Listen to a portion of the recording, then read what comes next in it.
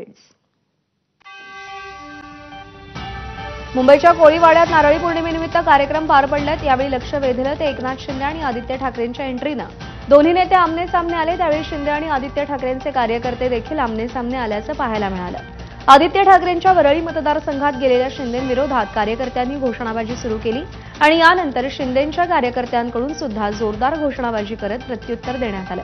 यावेळी पोलिसांच्या मध्यस्थीनं कार्यकर्त्यांची समजूत काढण्यात आली आणि पुढचा कार्यक्रम पार पडला। ते मिंदी गटातले लोक चोर गट आहे तो। पक्ष चोरला, पक्षाचं चिन्ह चोरलं, मध्ये ते कोण ठाकरे पण एक घेतले। त्यांना फॅसिनेशन आमच्याबद्दलच आहे। उद्या तुम्ही आश्चर्य मानू नका जर आमचा मास्क घालून पण फिरायला लागले तर। स्वतःचं काही कर्तव्य नाही। आतापर्यंत सगळे जे काही मिळाले ते उद्धव साहेबांनी दिले। तिकीट असेल, राजकीय ओळख असेल, सामाजिक ओळख असेल। नंतर आता भाजपचे गुलाम बनून जगतात। त्याच्यात ज्यांचं स्वतःचं कर्तृत्व नाही, काही कर्तव्य नाहीये, त्याच्यात तुम्ही जास्ती कर्तृत्व नसताना त्यांच्याकडे लक्ष देऊ नका। दोन्ही ठाकरे बंधूंची पहिल्यांदाच राजकीय युती झाली आहे। बेस्ट पतपेढीच्या निवडणुकीत दोन्ही ठाकरेंचे पक्ष एकत्रित निवडणूक लढवणार आहेत। बेस्ट कामगार सेना आणि मनसेच्या वतीनं या निवडणुकीमध्ये उमेदवार उभे करण्यात आले। बेस्ट पतपेढीच्या एकूण 21 जागांपैकी ठाकरेंची शिवसेना 19 तर मनसे 2 जागा लढवणार असल्याची माहिती आहे। उत्कर्ष पॅनल म्हणून दोन्ही ठाकरे बंधू एकत्र असतील। दरम्यान बेस्ट पतपेढीच्या निवडणुकीचं येत्या 18 ऑगस्टला मतदान होणार आहे। ऐसपैस वाढणाऱ्या पुण्यामध्ये आता आणखी 3 नव्या महापालिका करण्याचा निर्धार पुण्याचे पालकमंत्री अजित पवारांनी केलाय। पुणे जिल्ह्यात प्रचंड वेगानं झालेलं शहरीकरण आणि त्यामुळे उद्भवलेल्या समस्या पाहता पुण्यामध्ये आणखी 3 महापालिकांची गरज अजित पवारांनी व्यक्त केली आहे। मात्र अजित पवारांच्या भूमिकेच्या विपरीत भूमिका मुख्यमंत्र्यांची आहे। त्यामुळे मुख्यमंत्री आणि उपमुख्यमंत्र्यांमध्ये काही मतभिन्नता आहे का असा सवाल निर्माण होतोय। पुणे जिल्ह्यातील 3 पालिकांबाबत अजित पवारांच्या डोक्यात काहीतरी असेल। अजित पवारांशी चर्चा करू अशी प्रतिक्रिया केंद्रीय राज्यमंत्री मुरलीधर मोहोळ यांनी दिली आहे। 3 महानगरपालिका म्हणजे 2 ऑलरेडी आहेत आणि एक अजून करा असं ते 3 म्हणतायत। अजून 3 नाही, 2 ऑलरेडी आहेत, पुणे आणि पिंपरी चिंचवड, आणि अजून एक करा असं बऱ्याच दिवसापासून ही चर्चा चाललेली आहे। आता तरी पीएमआरडीए केल्यामुळे कदाचित त्याची लगेच निकड आहे का याचा विचार आपल्याला करावा लागेल। पण भविष्यात ज्या प्रकारचं अर्बनायझेशन पुण्यामध्ये होत आहे, भविष्यात कधीतरी हा विचार आपल्याला करावाच लागेल। पुणे शहराचा किंबहुना पिंपरी चिंचवड शहर, पीएमआरडीएचा सर्व परिसर हा खूप मोठ्या प्रमाणात नागरिकीकरण झालंय आणि कमी वेळेमध्ये मोठ्या प्रमाणात लोकसंख्या वाढली। स्वाभाविकपणे तिथल्या पायाभूत सुविधा असतील, नागरी सुविधा याच्यावरती ताण निर्माणच होतो। कुठे तुम्ही जगात गेला तर जिथं वेगानं विकास होतो, जिथं वेगानं लोकसंख्या वाढतीये, नागरिकीकरण वाढतं, तिथं ह्या अडचणी येतातच। पण आज सकाळी चाकण भागात मला असं वाटतं की अजितदादा काहीतरी पाहणीला गेले होते। स्वाभाविकपणे त्यांच्या डोक्यात काहीतरी विचार असतील, पण असं काही ते म्हणाले आणि लगेच असं नाही, पण त्याच्यावरती मला असं वाटतं सगळेजण बसतील आणि चर्चा करतील। बातमी अजित पवारांच्या मोठ्या वक्तव्याची, जो तो उठतो आणि मला उपदेश करतो, कुठून पुण्याचा पालकमंत्री झालो असं वाटायला लागलंय असं अजित पवार म्हणाले। दादांच्या या वक्तव्यानं उपस्थितांमध्ये हशा पिकलाय। मात्र हे वक्तव्य करताना दादांचा रोख नेमका कुणाकडे होता याची चर्चा आता राजकीय वर्तुळात रंगली आहे।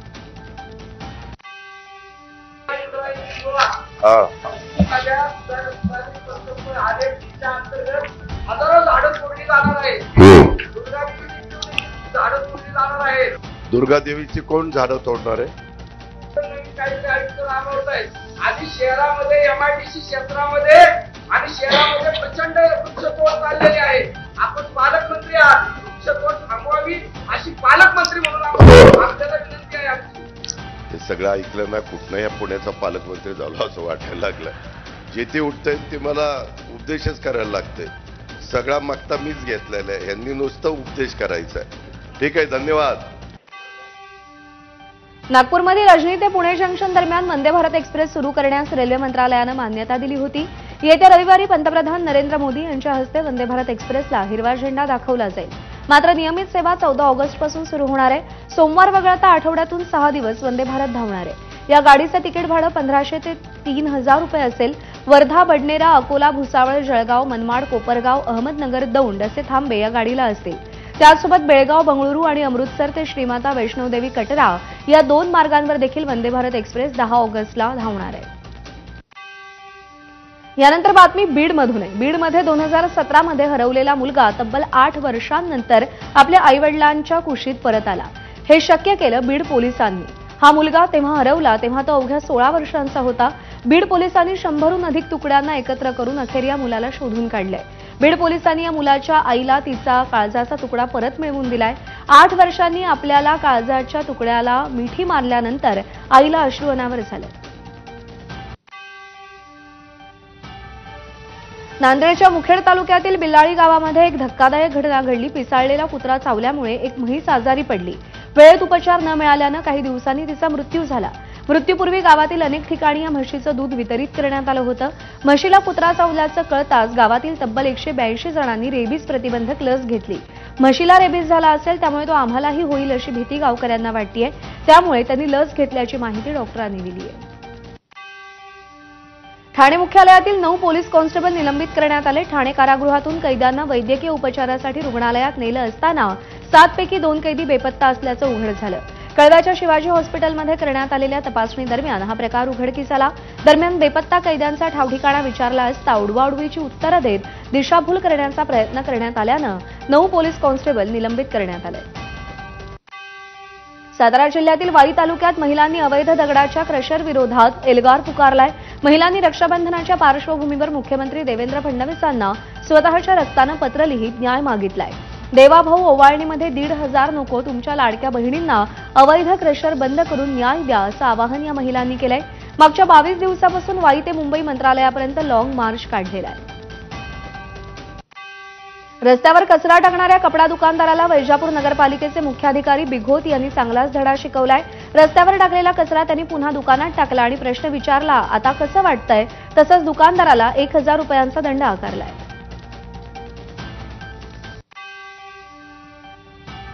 ठाकरेंच्या शिवसेनेच्या वतीनं हिंगोलीच्या महावितरण कार्यालयामध्ये थाळी बजाव आंदोलन केलं गेलंय. हिंगोली शहरातील मस्तानशहा नगर आणि आझम कॉलनी या भागामध्ये वीज पुरवठा व्यवस्थित होत नाही, तो वीज पुरवठा व्यवस्थित करा आणि इतर मागण्यांसाठी हे आंदोलन होतं. महावितरणचे अधीक्षक अभियंता यांच्या दालनामध्ये शिवसैनिकांनी शिरत हे आंदोलन केलं. मागण्या मान्य झाल्या नाहीत तर यापेक्षाही तीव्र आंदोलन करू असा इशारा यावेळी शिवसैनिकांनी दिलाय.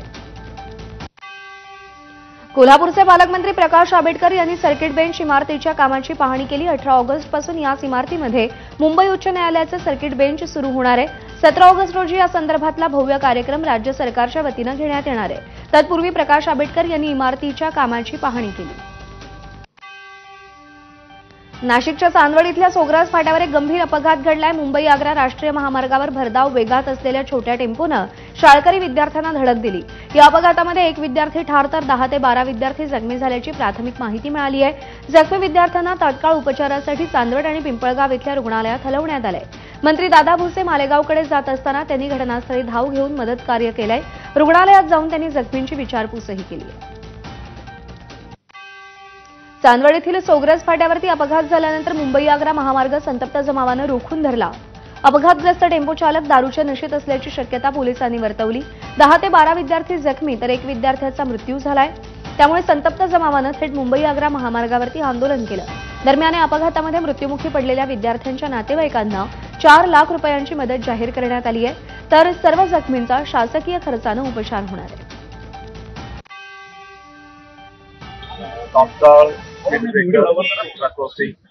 एक ट्रॅफिक कॉन्स्टेबल या ठिकाणी या 2 दिवसाच्या आत या ठिकाणी अपॉइंट केलं जाईल. विद्यार्थ्यांना त्या शाळेचा वेळ असतो, त्या शाळेमध्ये जाण्या येण्याच्यासाठी सुविधा त्या ठिकाणी निर्माण करून दिली जाईल. जे काही विद्यार्थी जखमी झालेले आहेत या संदर्भात संपूर्ण माहिती माननीय मुख्यमंत्री महोदयांच्या आलेली आहे. सर्व जखमींचा खर्च शासनाच्या वतीने केला जाईल. बातमी बेळगावमध्ये सौंदत्ती डोंगरावरती ढगफुटी सदृश पाऊस झाला. रेणुका मंदिर परिसरात तुफान पाऊस झाला. त्यामुळे सौंदत्तीमधील रस्त्यांना नद्यांचं स्वरूप आल्याचं पाहायला मिळालं. दरम्यान या ठिकाणी पूरसदृश परिस्थिती निर्माण झाली आहे.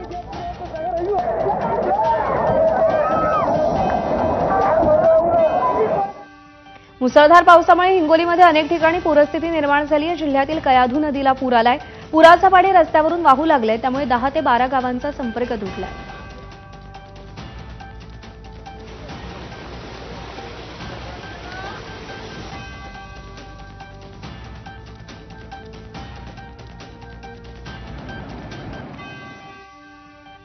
कल्याण डोंबिवली महानगरपालिकेत कोळी समाजाचा महापौर व्हावा अशी इच्छा शिंदेंच्या शिवसेनेचे आमदार विश्वनाथ भोईर यांनी व्यक्त केली। नारळी पौर्णिमानिमित्त आगरी कोळी समाज उत्कर्ष मंडळाच्या वतीनं दरवर्षीप्रमाणे यावर्षीही भव्य मिरवणुकीचं आयोजन करण्यात आलं होतं। यावेळी ते बोलत होते। सर्वात जास्त नगरसेवक आगरी कोळी समाजाचे निवडून येतात। ही गर्दी आगरी कोळी समाजाच्या एकीचं प्रतीक आहे असं त्यांनी म्हटलंय। आमची सर्वांची मागणी आहे, कारण सर्वात जास्त नगरसेवक हे आगरी कोळी समाजाचे असतात। तर साहजिकच आमची भावना आहे की बाबा त्या आता येणाऱ्या महापालिका निवडणुकीमध्ये जो पहिला कल्याणचा जो व्यक्ती असतो तो महापौर म्हणून आमच्या समाजाचा बसावा, ही तर सुप्त इच्छा आहे प्रत्येकाची। नाशिकच्या येवला रेल्वे स्थानकाची छगन भुजबळांनी पाहणी केली आहे। अमृत भारत योजनेतून येवला रेल्वे स्थानकाचा कायापालट होणार आहे। यामध्ये नव्यानं एक्सप्रेस गाड्यांना थांबा देण्यासाठी प्रयत्न करणार अशी माहिती मंत्री छगन भुजबळ यांनी दिली आहे। येवला रेल्वे स्थानकावर सुविधांचा अभाव असल्याच्या अनेक तक्रारी नागरिकांनी केलेल्या आहेत। गोरेगाव परिसरात केवळ 7 वर्षांपूर्वी 27 कोटी रुपये खर्चून बांधण्यात आलेला वीर सावरकर उड्डाणपूल मुंबई महापालिकेनं पाडण्याची तयारी सुरू केली आहे। त्यासाठी वर्सोवा दहिसर सागरी किनारा मार्गाच्या नव्या प्रकल्पात हा पूल अडथळा ठरत असल्याचं कारण सांगण्यात येत आहे। त्या पार्श्वभूमीवर मनसे गोरेगाव विधानसभा अध्यक्ष वीरेंद्र जगताप यांच्या नेतृत्वात आंदोलन करण्यात आलं। मुंबई महापालिकेच्या निर्णयामुळे स्थानिक नागरिकांमध्ये संतापाचं वातावरण असून महापालिकेच्या नियोजन शून्य कारभारामुळे नागरिकांच्या कराच्या 27 कोटी रुपयांचा अपव्यय होणार असल्याचा आरोप करण्यात येतो। भिवंडीच्या डोहळे पडघा परिसरातील माथाडी युनियनच्या मनमानी कारभाराविरोधात भर पावसात आंदोलन करण्यात आलंय। युनियनच्या नावाखाली बाहेरच्या कामगारांना प्राधान्य देत स्थानिकांची रोजगारातून गळचेपी केल्याचा आरोप यावेळी करण्यात आलाय। तर या आर्थिक लुटीला कामगार आयुक्त दाभाडे यांचा वरदहस्त असल्याचाही आंदोलकांचा दावा आहे। त्यामुळे गोदाम कंपन्यांचं स्थलांतर होण्याचा धोका निर्माण झालाय। भूमिपुत्रांना माथाडी युनियनमध्ये समाविष्ट करावं अशी मागणी आंदोलकांनी केली आहे। नवी मुंबईच्या तळोजा भागात 2 गटात जोरदार हाणामारी झाली आहे। एका गटाकडून दुसऱ्या गटावर धारदार शस्त्रानं वार करण्यात आले। पूर्ववैमनस्यातून हा वाद झाल्याची माहिती आहे। आरोपी नौकिल सहीद यांच्या गटाकडून रौफ यांच्या गटावरती हल्ला करण्यात आलाय। दरम्यान या दोन्ही गटांमध्ये गेल्या कित्येक वर्षांपासून वाद आहेत आणि दोन्ही गटातील लोकांवर याआधीही गुन्हे दाखल असल्याची माहिती पोलिसांनी दिली आहे। लातूरच्या रेणापूरमधील संगवी इथं जमिनीच्या वादातून मुलानं आईची हत्या केल्याचा धक्कादायक प्रकार घडला। यानंतर मृतदेह ऊसाच्या शेतात पुरून टाकला। पोलिसांनी माहिती मिळताच त्यांनी तपास केला असता घटना उघडकीस आली आणि त्यानंतर मुलानं आत्महत्या केल्याची माहिती मिळाली आहे। अकोला जिल्ह्यातील अकोटमध्ये पोपटखेड धरणावरील पुलावरून एका तरुणानं उडी मारली होती। सुदैवानं पुलाखाली असलेल्या बारला तो अडकला। यावेळी एकलव्य बचाव पथकानं तरुणांचे प्राण वाचवले। तब्बल 30 मिनिटांच्या रेस्क्यू ऑपरेशननंतर पथकानं तरुणाला सुखरूप बाहेर काढलं। अकोल्यामध्ये खंडणीसाठी अनेक दुकानांची तोडफोड करून दहशत माजरवणाऱ्याची पोलिसांनी धिंड काढली। कल्लू तिवारी असं धिंड काढण्यात आलेल्या तरुणाचं नाव असून तापडिया नगर परिसरात या तरुणानं धुमाकूळ घातला होता। त्यामुळे व्यापाऱ्यांमध्ये भीतीचं वातावरण निर्माण झालं होतं।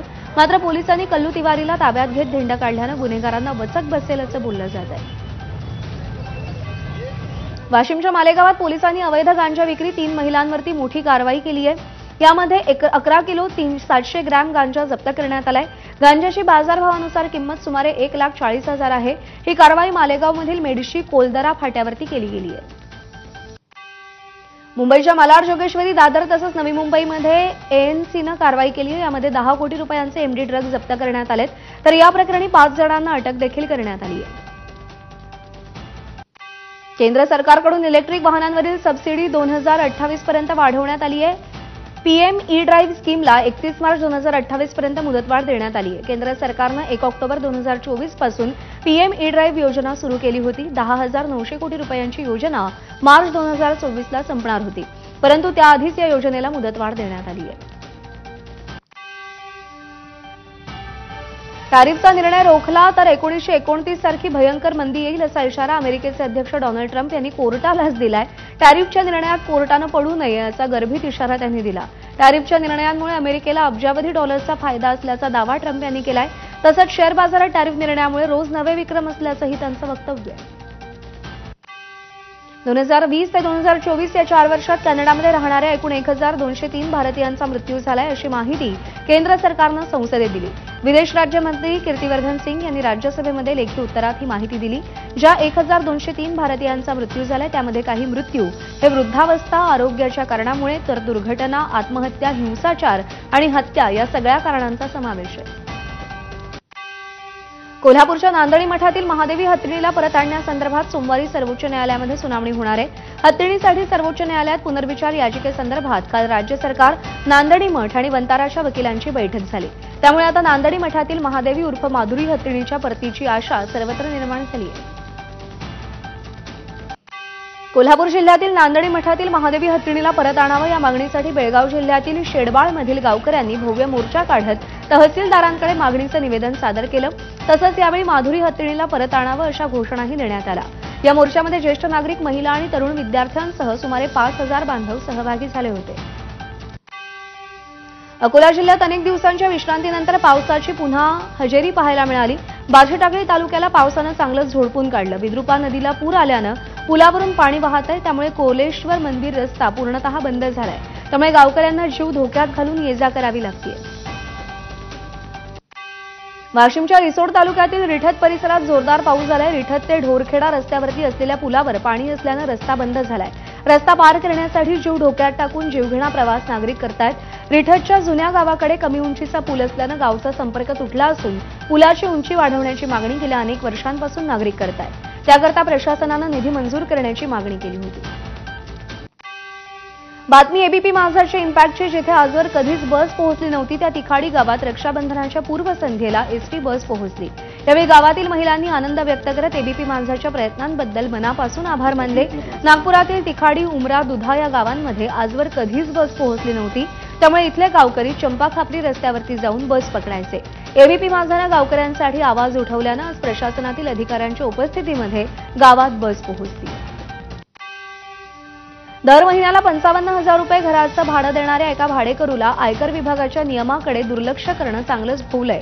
आयकर विभागानं त्या भाडेकरूवरती 1 लाखांचा दंड ठोठावलाय। अभिषेक असं या भाडेकरूचं नाव असून तो टीडीएस संबंधी चालान आणि रिटर्न स्टेटमेंट दाखल करायला विसरला होता।